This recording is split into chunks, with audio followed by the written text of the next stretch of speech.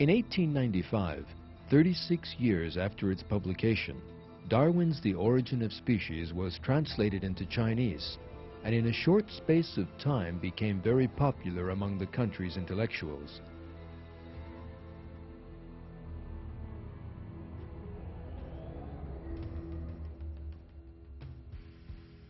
Books by other evolutionary theoreticians who supported Darwin's views also began to spread through the country.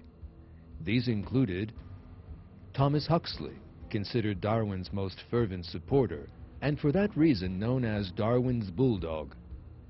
Darwin's cousin, Francis Galton, the founder of the theory of eugenics and a prominent racist.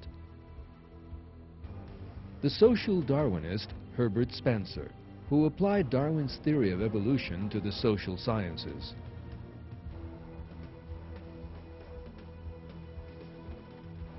The common feature of these thinkers was their belief that man and all living things were in a constant state of conflict, and that it was this which allowed them to evolve. They denied creation, saying that man had emerged by chance, and portraying him as a species of animal with no divine responsibility.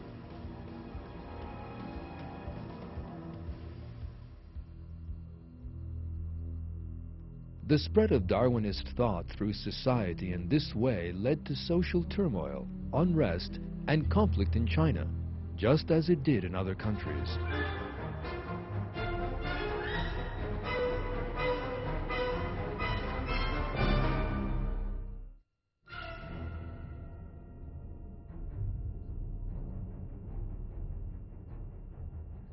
Darwinism had such an enormous effect in China in the 20th century that the Harvard University historian James Reeve Pusey wrote a book on that very issue, China and Charles Darwin.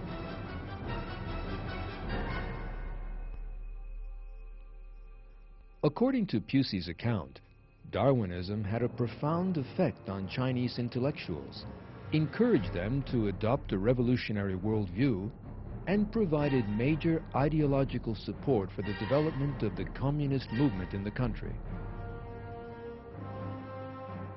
The man who directed the course of the change that began with Darwinism was Mao Zedong.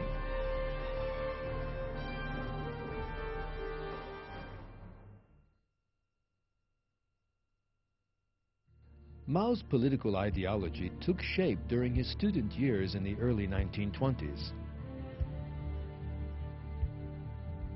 His greatest inspiration was Chiang Kai-shek, the General Secretary of the Communist Party whom he met in Shanghai. Kai-shek's principal characteristic was his devotion to Darwinism.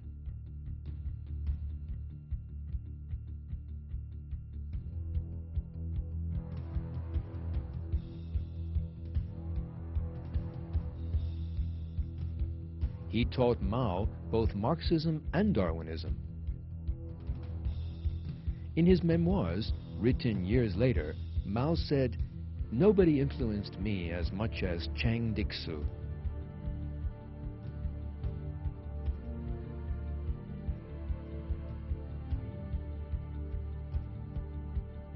The young Mao quickly came to prominence with the Communist Party, assuming the leadership from the second half of the 1920s.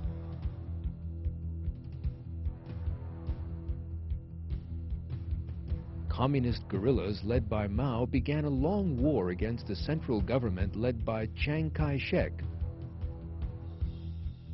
who had also been influenced by Darwinism. The difference between them was that Mao was a communist and Chiang Kai-shek a fascist. During the Second World War, Mao's and Chiang Kai-shek's forces formed a temporary alliance to fight the Japanese occupation, but began fighting each other again as soon as the war was over.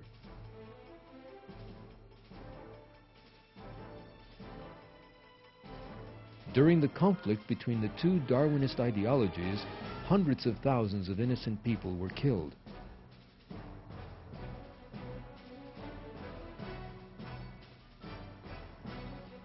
The Communist Party flag that was raised over the walls of Beijing represented an even darker time for the people of China, a land that was already in chaos.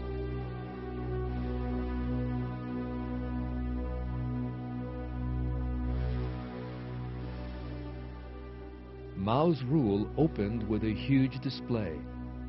Crowds gathered under the red flags in Tiananmen Square applauded communism. Mao then set out the promises of communism in his frightening, high-pitched voice.